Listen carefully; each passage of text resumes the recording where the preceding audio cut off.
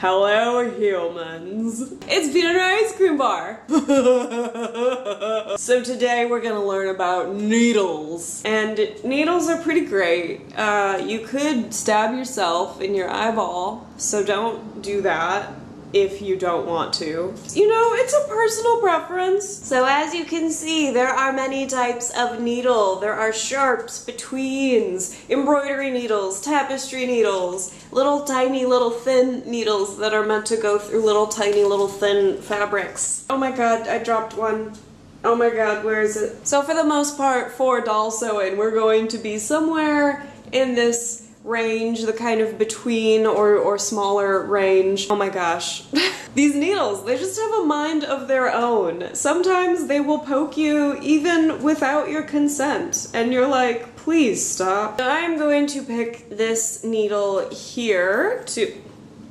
Oh my gosh, okay, and apparently this other needle just wants to be free, so go be free. So this guy here is gonna be a lovely specimen. So you can possibly see that the eye of this needle is a little bit larger, so it's gonna be good for people who aren't used to sewing so much and needing to thread needles. So there is more than one way to thread a needle, and if you have really shaky hands, or you just can't really see very well, there are little tools you can get at the fabric store, at the craft store to help you thread needles, so don't despair. Now the way that I was taught to do this initially is the same way that I was taught to do it when I went to fashion school. However, in between there, I learned some different things, but the main thing is this. So when you get your thread through your needle, you can double it up and have a nice knot at the end here.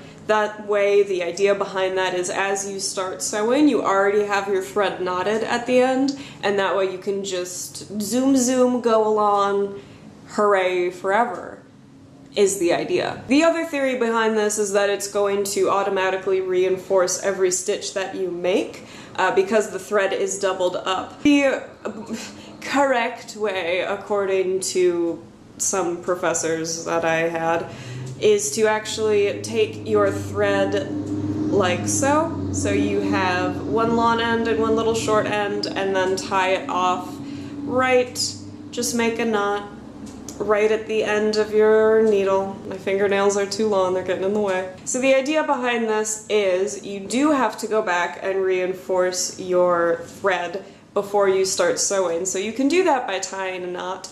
Or this would be helpful if I had actual fabric, wouldn't it? What I would want to do is take my needle right through. As I'm getting toward the end, I could definitely make a knot here. What I'm going to do instead is take my needle on the other side right back through. So I've made a little line with my thread, and then I'm just going to repeat that exact same line. I'm going to go to the center of that line. So I repeated the line, and now I'm at the center in between those two holes I had made before, and I'm going to go up. So what I'm doing is basically just making a cross with my thread.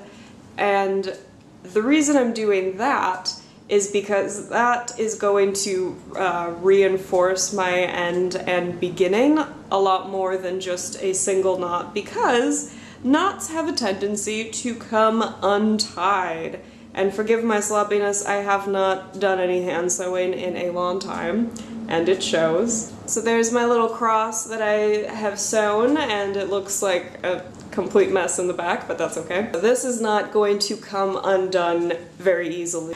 Like I said, I've not really done any hand sewing in a long time, and the reason is because it's very slow. So I don't really ever hand sew unless I have to, and when I do hand sew, I tend to be really, really sloppy. Ideally, when you're hand sewing, you want to get as tiny stitches as possible, and to do that you have to be careful and very slow and go from side to side, really trying to keep an even stitch, trying to get all your thread lined up properly. And you do that for a million more times and make a bunch of tiny little stitches, and then you cry. I am not a huge fan of hand sewing. I don't know if you can tell. I know some people are very good at that. Amazing. I love it. You're perfect if you can do that. I am not perfect and tend to sew in a very not appropriate way. So here's some lazy person shortcuts if you're like me and do not have all of that patience. So after I'm done eating my hair, I'm gonna take my needle, and it's just a little bit through this fabric, and I'm going to fold the fabric over the sharp point of the needle a couple times, and I'm gonna try and keep a straight line, but not super invested. So you see I've got kind of like a little bit of ruching going on, and then I'm just gonna pull this through.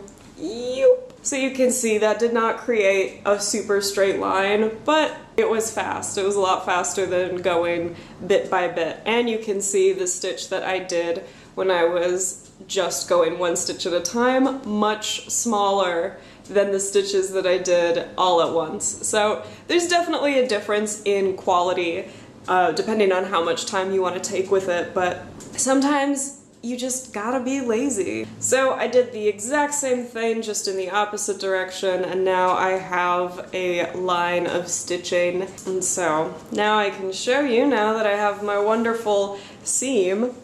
This is the reason why you want your stitching to be as even as possible and as small as possible. This right here, this part that you can probably barely see, you can see that's my main reinforcement knot at the beginning, and then right under that, that little tiny black dot, that is the initial stitch that I made, and then these all down this way, those are the uneven larger stitches that I made, and you can see when this is pulled or stretched in any way, these become very visible while this stays fairly invisible. If you were wondering why the lazy way doesn't always work so well, that is why. Just that basic straight stitch is pretty much going to do anything that you need for basic clothing construction, especially for dolls, where again, your stitching doesn't really need to be able to stand up to a person like dancing and punching people and high-fiving vigorously.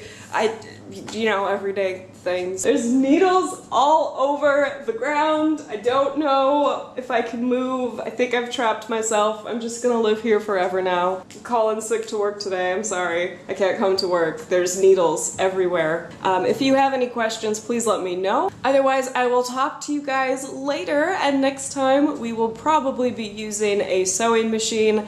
However, like I said, pretty much anything I do with the machine, you can do with hand sewing. It just will take a little bit longer time to get stuff done. So, pun intended. Is that a pun? It's wordplay. It's fun wordplay. I'm very warm. I'm taking this off. Get out of here. You smell like dog food. Story of my life. Thank you guys so much for watching. I'll talk to you later. Bye.